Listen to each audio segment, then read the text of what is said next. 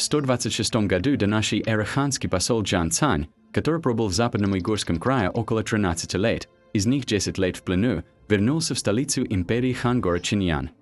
Этот подвиг Джан Цаня историк Сыма Цан описал в хрониках, насколько он потряс империи хан.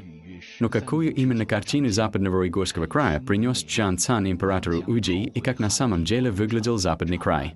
Согласно истории династии хан, описание западного края. Изначально там было 36 древних уйгурских государств.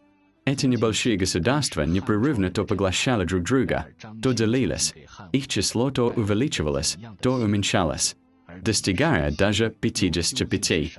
Эти города-государства были рассеяны на обширной территории к западу от заставы Янгуань и к востоку от хребта Канлонь. По типу устройства делились на оседлые города-государства и кочевые владения. Города-государства располагались в оазисах, разбросанных по Таримской впадине. В центрах крупных оазисов строились крепости. В городе был правитель, который управлял окрестными деревнями и пастбищами. В период западных хан, второй век до нашей эры, самым многочисленным среди городов-государств была куча, насчитывавшая почти 7 тысяч дворов и около 80 тысяч человек. Следующим был Караша, около 30 тысяч человек. Третье – Аксу, около 25 тысяч человек. Другие города-государства с населением более 10 тысяч человек. Уни – 20 тысяч, Хатан – 19 тысяч, Кашгар – 18 тысяч, Яркент – 16 тысяч, Лорелин – 14 тысяч человек. Эти 8 государств были в то время важнейшими крупными государствами уйгурского западного края. Государства с населением от 10 тысяч до 5 тысяч человек. Уни Венцу и государства Чеши всего 3 тысячи. Государства с населением от 5000 до 1000 человек. Вэйсуй, Бишан, Цинцуэ, Уган, Цуиле, Жунлу, Цзимо, Сиэюань. Всего 8 государств. Дэнхуань был наименьшим. Всего 27 дворов и около 200 человек. Эти 20 городов-государств в сумме насчитывали около 34 тысяч дворов и примерно 300 тысяч человек, что составляло в период западных хан 84% от общего населения западного Уйгурского края. Среди 36 государств западного Уйгурского края, помимо городов-государств на юге, было множество кочевых государств. Их особенностью было то, что народ следовал за водой и пастбищами, и за редким исключением обычно у них не было городов-крепостей. Их правители обычно использовали какую-либо долину в качестве центра управления. Кочевые государства обычно были малочисленны. Фактически большинство из них было просто кочевыми племенами. Согласно хроникам, крупнейшим из них было государство Усунь. Его столица Чигучен находилась в 4000 километров от столицы хан Чиньяня и имела около 600 тысяч населения. И могло выставить 180 тысяч воинов. За ним следовало государство Улей, имевшее 1000 дворов и более 7 тысяч человек. Правитель управлял из города Лу.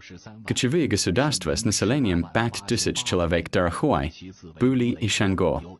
Менее 5000, но более 2000 человек – 4 государства. Менее 2000 человек – 9 государств, а еще 4 государства насчитывали лишь несколько сотен человек. Среди них Утань-Цзэли было наименьшим. Всего 41 двор и 231 человек. В описании западного края истории династии хан упоминается 21 кочевое государство. В сумме 7380 дворов и почти 50 тысяч человек, что составляло лишь 15% от общего населения западного Уйгурского края.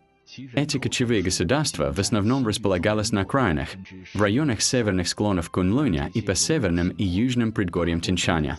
Помимо этого, некоторые государства Средней Азии тоже упомянуты в исторических записках династии хан. Государства западного края в период восточных хан были объединены в 33 укрупненных государства. В период Вэй и Цзин далее объединились в 8 в период южных и северных династий. Лорелин превратилась в укрепленный район. Усунь была уничтожена южанами. Чеши передняя и задняя Чеши было объединено государством Турфан-Гарачан.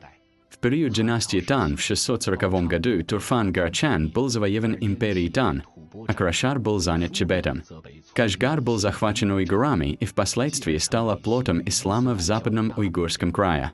Святую для буддизма земли Хатан и Куча с трудом продержались до XIII века. в конце концов, также утонули в наступавшем с востока Исламском море. Вместе с этими блистательными древними государствами в небытие было погребено и постепенное ухудшение климата и все более процветающие морские перевозки на востоке. С этого момента все древние государства западного края канули в пустыню истории. Сегодня в Уйгурской автономии рядом с высохшим руслом реки может покоиться цепочка старых деревень, а под блуждающей дюной может быть погребен древний город. Таким образом, под одним слоем цивилизации желтый песок скрывает другой ее слой. Живая уйгурская цивилизация продолжает существовать уникальным смешанным образом. А умершая цивилизация своими фрагментами, дворцами, мостами, буддийскими ступами, каналами Кирис являет миру ослепительный свет своей культуры. Древние мумии красавицы Краран и принцессы Тарима, возрастом 4000 лет, буддийская столица Хатан, древние стены Кучи, древний город Кашгар. Взгляд сквозь тысячелетия. Это картина западного уйгурского края, которую Чан Цан принес императору Уди более 2000 лет назад.